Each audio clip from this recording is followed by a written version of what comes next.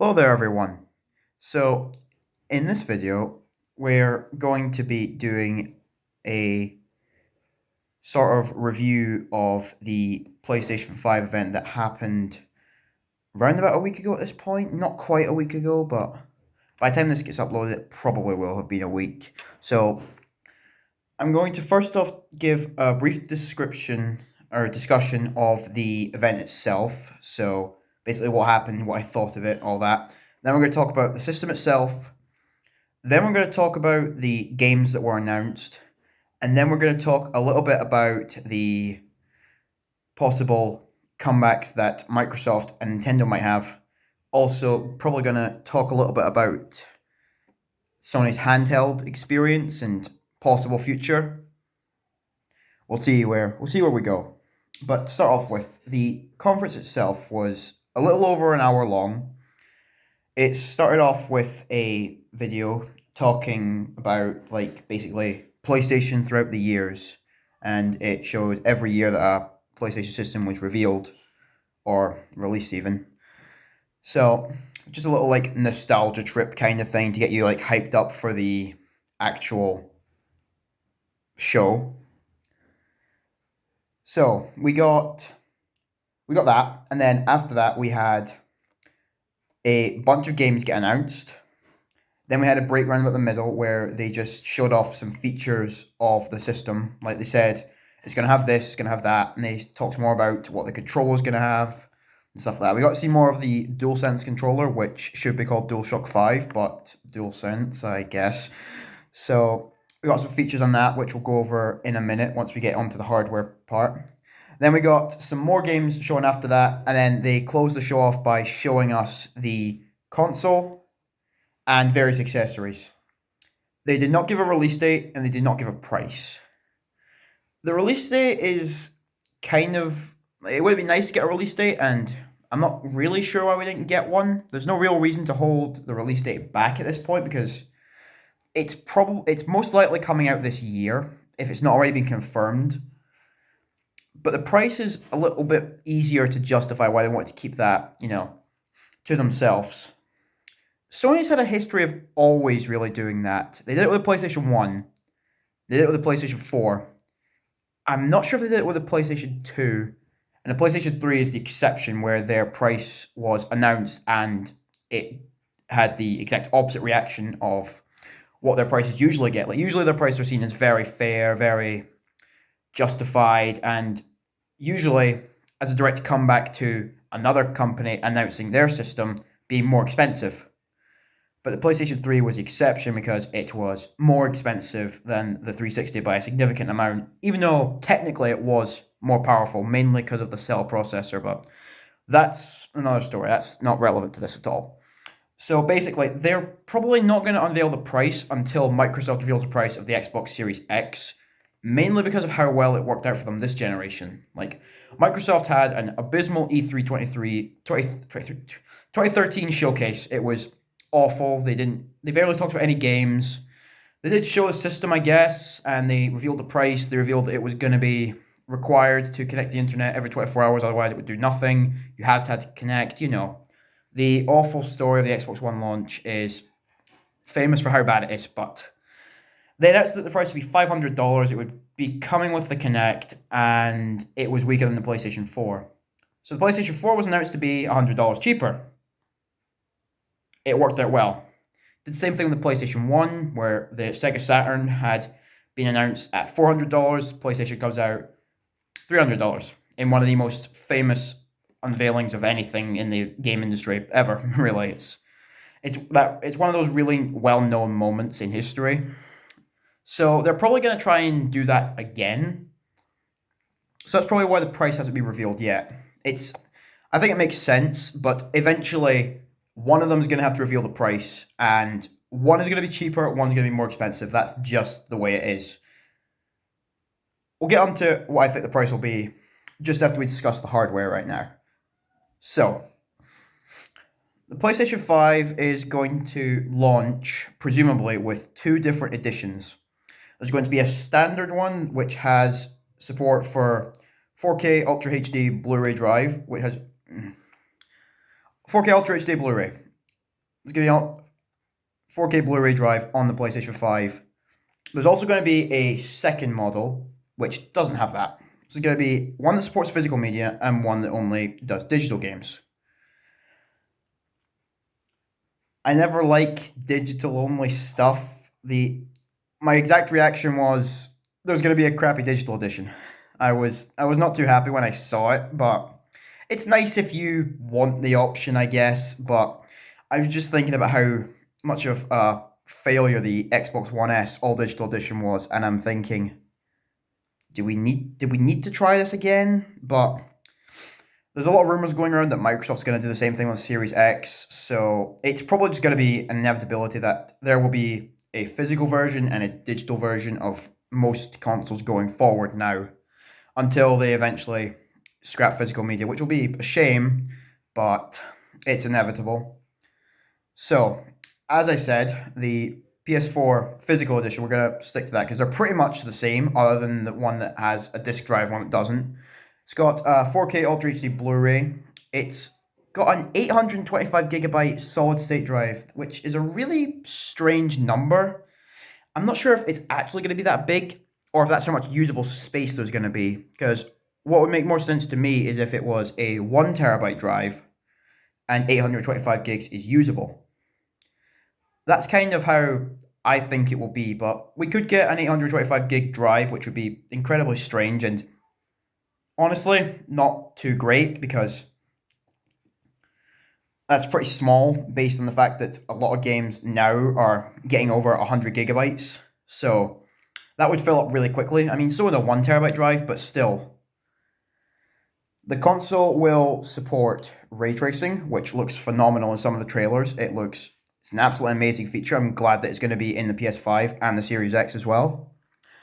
They talked a lot about features of the controller, which is going to have motion capabilities built in. So it's going to have motion control support. I'm not surprised. The DualShock 4 has that, so not too surprising. It's going to have haptic feedback It's going to have haptic feedback, which is basically more advanced rumble, which is good because the Switch has haptic feedback. I think it's called HD Rumble on the Switch Joy-Con, but I'm pretty sure it's the same kind of thing. Which the Switch is really good at showing, at like immersing you in the experience just due to the rumble. Like a lot of games depend on the rumble feature. Not depend on it, but it really enhances it with the Switch Joy-Con. So haptic feedback is definitely going to be a good feature of the controller. The triggers are going to be adaptive, so I'm pretty sure what they mean by that is, you know how on the Xbox One Elite controller, how you can adjust the levels of the controller triggers? I think it's going to be like that. So you can lock the triggers at half press, or you can lock them at full press, or anywhere in between. So you can basically toggle the triggers to work how you want for a specific game. Like for a shooter, you might want only half press so you can press it quicker. But then for like a racing game, you might want the full press for basically more immersion. And the controller is going to have a headphone jack on it, which is great because a lot of devices that come out now don't have headphone jacks on them, which is really good. I'm a fan of that. And the best thing about the controller, honestly, well, not the best thing, but one of the things that made me really happy was it's going to charge through USB-C. Now, that to most people is probably going to be like, so what? That's just a port. I mean, micro USB sucks. Let's just be honest. It's a terrible format. It's flimsy. It's just flimsy. It's so unreliable, and anything with a micro USB port on it is going to have difficulty charging after a while. Micro USB cables break easily. The ports break down easily. A lot of devices that I've used have just worn out over time, and it's annoying to charge things. Like, you know the joke of like, oh, this thing won't charge unless you have the cable a very specific position? That's only a thing with micro USB. The PS3 had mini USB, which is much more sturdy than micro USB. I've been lucky that my PlayStation 4 controller has not had any issues with that yet, but I've gone through plenty of cables just through normal use. Like, I'm the only one that uses it, and it's not like it's a little kid is using it and like damaging it constantly. No, just standard use of the cable, and it just breaks. they're not very good cables. So to see USB-C native on the controller is brilliant. Another thing that's great is it's gonna be rechargeable, obviously, straight out the box. Why is this a thing worth bringing up in 2020 when, everything is rechargeable? Because the Xbox Series X controller is still using AA batteries. Again, nice if you want the option, but I just think everything should be standard, rechargeable across the board.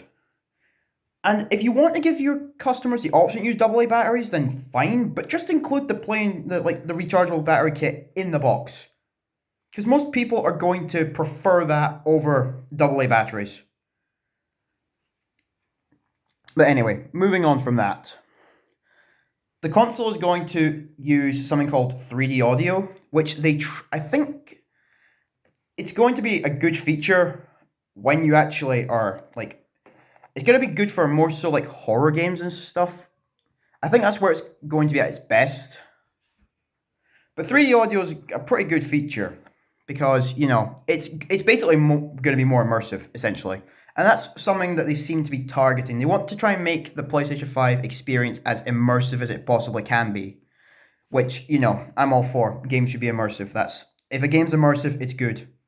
Most of the time. Not always, but, So, moving on to what they talked about at the end of the show. After they revealed the consoles, they revealed a few accessories that are going to be... I don't think they're coming with the system. I think they're going to be extras that you can buy. So there's going to be a charging station for the DualSense controller that fits 2 controllers on. It looks pretty good. It matches the controllers really well. I'll probably end up getting one because it does look pretty good. I have a cradle for the PS4 controllers currently, and I'll probably swap it out for the PlayStation 5 controllers when it comes out. There's going to be an HD camera, probably for use with the upcoming VR set that will come out. It's not been announced, but I'm pretty sure there's going to be a PSVR 2 or something VR related coming up in the future. But other than that, the camera will probably have similar use to the Kinect, where you can use it for better motion controls, I guess, but it's not going to be a main feature like Microsoft tried to push for the Xbox One. There's going to be a new headset that Sony are calling the Pulse 30 wireless headset, which it looks fairly comfortable and it matches the system really well with the white and black design. It looks like a good headset. I mean, I don't know if it's going to be the greatest headset in the world, but it will probably be better than that little one earbud headset that Sony included with the PS4. I'm not saying that they're going to include this Pulse 30 headset. I doubt it. It's probably going to be an additional thing that you can buy, like the PlayStation 4 Gold and Platinum headsets. And the final thing they showed was a media remote for controlling, DVDs, Blu-rays, and stuff like that. It looks like a pretty good remote, honestly. I mean, it would probably make more sense to use a remote to control stuff like that than it would a controller for most people. So the fact that they're going to be a media remote is pretty good. But one thing that they've done with all these accessories, in addition to the console itself actually, on the white parts of the system and the accessories, they've embossed the PlayStation logos. Like triangle, square, circle, and X are embossed onto all of these in tiny little symbols on all these accessories, just as a little added detail. It's on the controller, which will provide extra grip, and it's on the system. It's on the charging station and the camera. I don't know about the headset or the media remote, but it's on all that stuff. That's just a really cool extra aesthetic feature that I think it's really really cool actually. Like, they didn't have to do that, but it's a cool added feature nonetheless. So, now to talk about the actual system itself. The console has a pretty polarizing design to say the least. My opinion on it, I think it looks pretty cool, honestly. It seems to have a lot of personality, which is something I don't think anyone can say about the Xbox Series X design. It's a cinder block, let's be fair. It's just a big box. It's not got any character, that system. The PS5, it looks unique. Like, if somebody saw that, it would stand out. Some people might not like that. Some people think the design looks ugly and weird and all that, but I personally think it looks really futuristic and just really awesome. And I think it will stand out, which, as somebody who likes to have like limited edition systems, I like things that stand out sometimes. Like my shelves have no like uniformity. Like everything is like different colors. Nothing stands out. Well, everything stands out. Sorry. So this is gonna be no exception to that, obviously. Like, but I can see why some people don't like the design. But I think it's a really bold design. It's really like it's got a lot of character, a lot of personality. But it's gonna be really tall, apparently. Like it's gonna be taller than the Series X, but it's gonna be much thinner. So I'm guessing it's gonna be similar, but instead of making it wide, they've made it tall. So apparently it's gonna be like I think it's probably the tallest console to date, based on images that people have created. But yeah, the system it looks good, and I mean realistically, as long as it's in my opinion, as long as it runs quietly and plays games perfectly fine, I'm not too bothered what it looks like. But I would prefer something that is aesthetically pleasing, and to me, I think it looks really good. But now we're gonna get on to the games. Now I've got a list of all the games that they showed off. I've got some of them were given release dates, some of them were not. So some have release dates for like 2020 or 2021, and there's one that I think is 2022, and then the rest were given no release date. So I've basically compiled them all and predicted which ones are likely to be launch titles. So you could basically judge for yourself to see if like those particular games interest you and maybe might want to pick one up at launch. But let's start off here. The first game they showed off was a weird one. The conference starts, the Rockstar logo appears on screen, and I, like most people probably, were thinking, oh my god, they're going to start the show off with GTA 6? And then it's GTA 5 on PS5. I'm guessing most people were probably pretty disappointed by that, especially if you played the game back when it came out in 2013. Like, it's a 7-year-old game at this point, and it's like, it's back, and I get why they're doing it. GTA 5 is one of the best-selling games of all time. I'm pretty sure it's probably only behind Minecraft and Tetris, I think, if you don't include mobile games. But I'm pretty sure in terms of console games, it's the third best-selling of all time, which is a phenomenal feat, and it is a very good game, and it makes tons of money, so it makes perfect sense why they're porting it to the PS5. But at the same time, it would have been really nice to see GTA 6. Like there's been rumors going on for years about GTA 6. I think pretty much ever since GTA 5 came out, to be honest, but when they started to really pick up steam was roundabout when Red Dead Redemption 2 came out. That's when I started noticing a lot of GTA 6 rumors coming out. But the weirdest thing about GTA 5 on PS5 to me is that it's not even going to be a launch title. It's got a release date of 2021, and that's all that there was. They didn't give like a month or anything. It's just 2021. So it could theoretically come out at the very end of 2021, which would mean it's a year away after the launch of the system.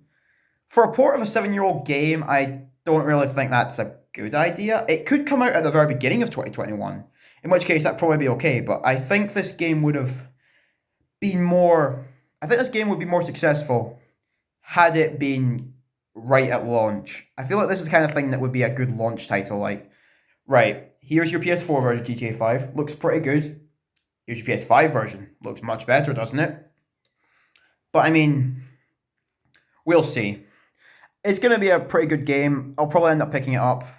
Although they probably shouldn't charge full price.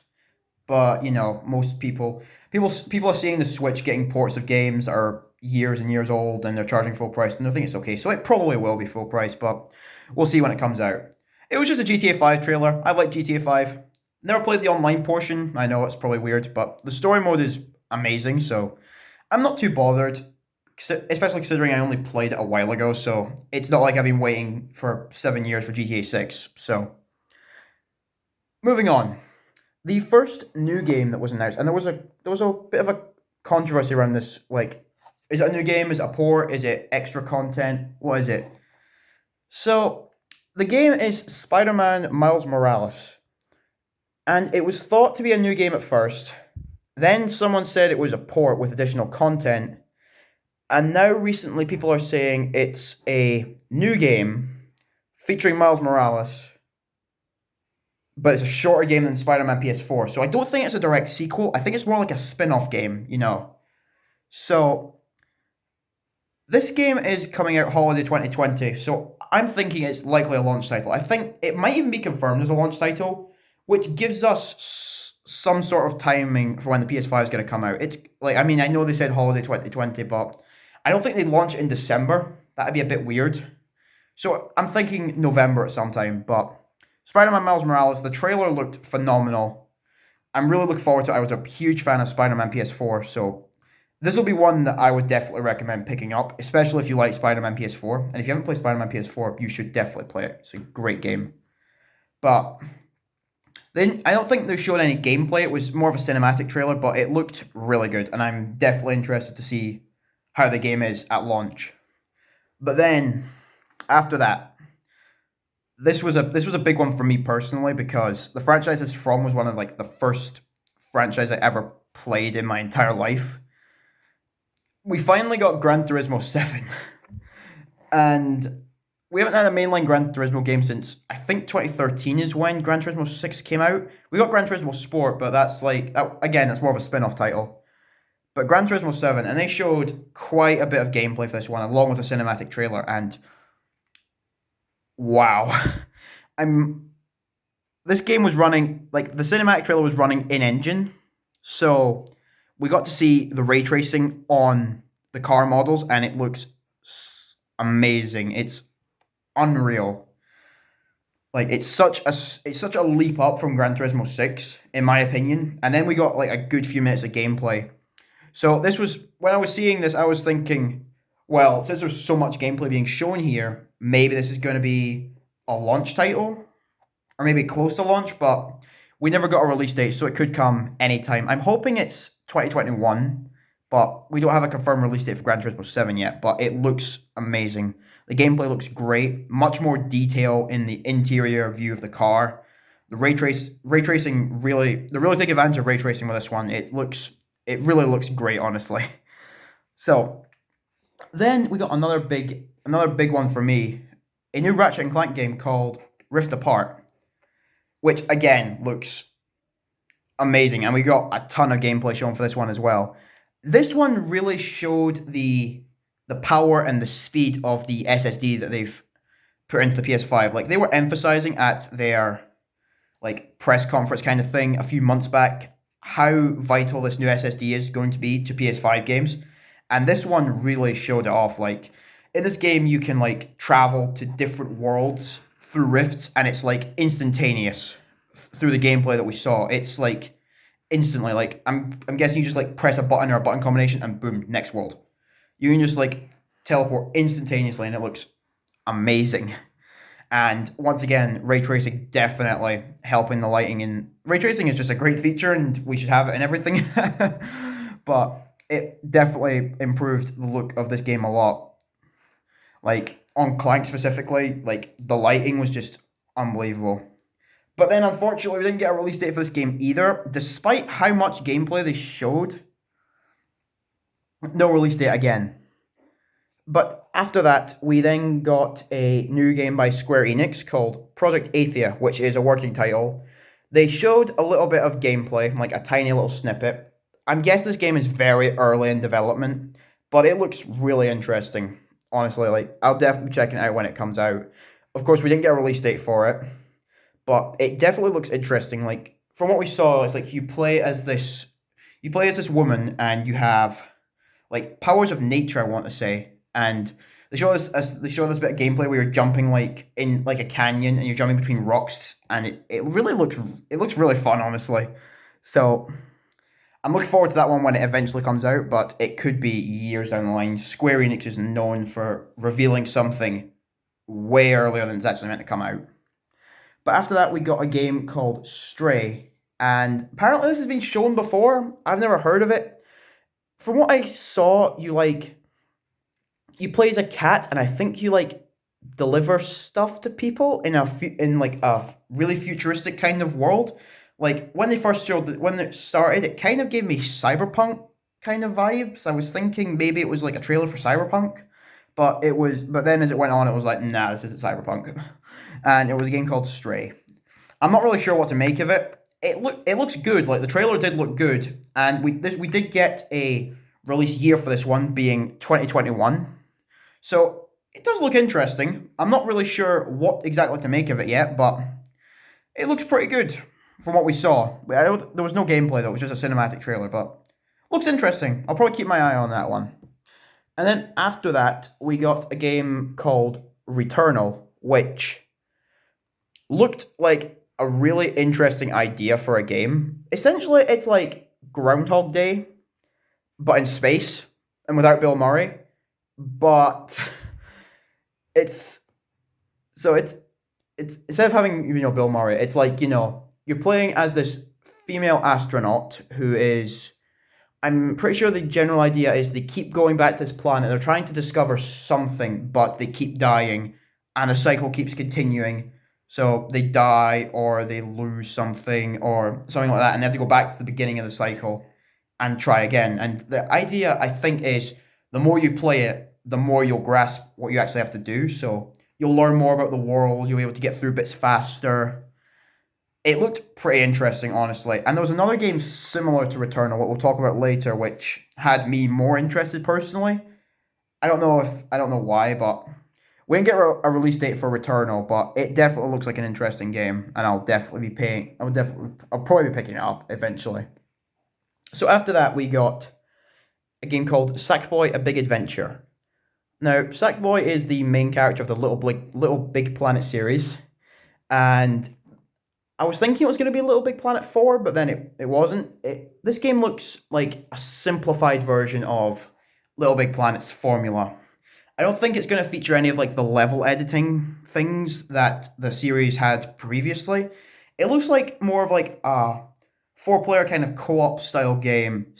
What I was thinking was, I was kind of thinking Super Mario 3D World, but with Little Big Planet characters. Like more of a simpler 3D platformer. It did look interesting though. I think we got some gameplay. It could have just been cinematic. I can't honestly remember. But again, we never got a release date for this game either. Well, I noticed there was a lot of games that didn't actually have any release time. So I'm guessing a lot of these games are probably going to be around about 2021, but who knows really. So after Sackboy, we got a game called Destruction All Stars. Now, the best way I could describe this game visually would be take Twisted Metal and let Fortnite skins play as Twisted Metal. It did look interesting, but I mean, it looked like a kid-friendly version of Twisted Metal with kind of like Fortnite style character models and sort of like Rocket League kind of car designs. Not quite, but I mean more realistic cars than Rocket League. But it did actually look. It looks pretty fun. Basically, it's like a destruction derby, and you're in cars. But as the game progresses, as your car breaks down, eventually it will just stop working altogether, and eventually you're left as just your character running around the battlefield, still trying to win as just a person against vehicles. It did look fairly interesting. But then we got no release date for that game either, so it did look like an interesting kind of game. I'm not too sure like about more of the concepts other than that. And I'm pretty sure we got some gameplay of this one mixed in with cinematic trailers.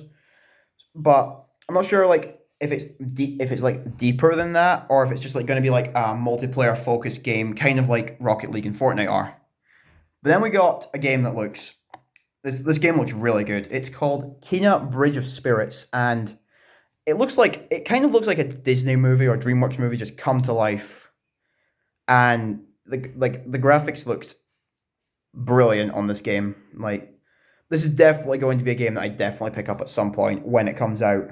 Obviously, we got no release date, but it kind of looks to me, and I've heard a lot of people say this as well. It kind of looks like Zelda Breath of the Wild, but not with Link or any Zelda properties.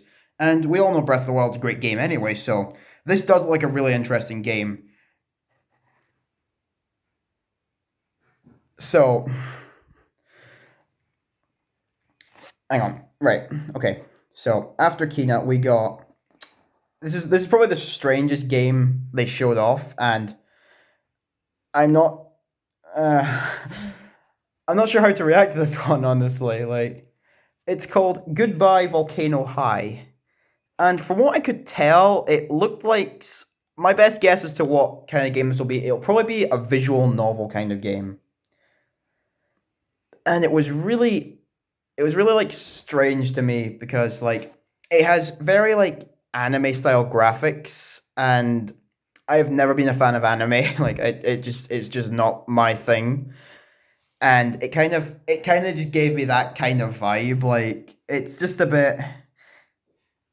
It's like this game kind of stands out a lot from the rest. Like it's good for variety, I guess, but it's just it kind of stuck out a lot compared to the other ones.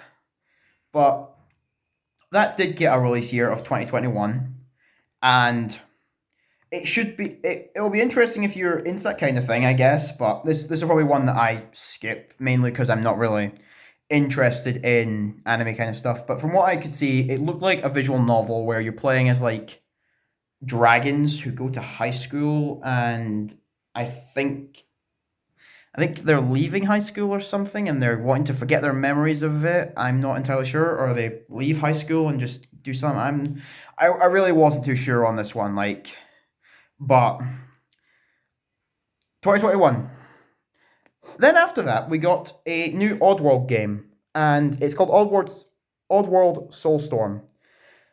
Now, I've never played an Oddworld game before, but it's a pretty old franchise. It dates back to the PlayStation One, and this game it did look interesting from what we saw. It was just a cinematic trailer, as far as I can remember. We didn't get a release date for it, but I might check it out eventually. I might check out all the Oddworld games at some point, but it did look it looked fairly promising, and from what people have said, it looks like it's going to be a good sequel to those games that have been the franchise has been laying dormant for a while. So this hopefully will be a good return to form for that franchise. So after that, we got a game called Ghostwire Tokyo, which apparently has also been shown before, and again, I'd never heard of it.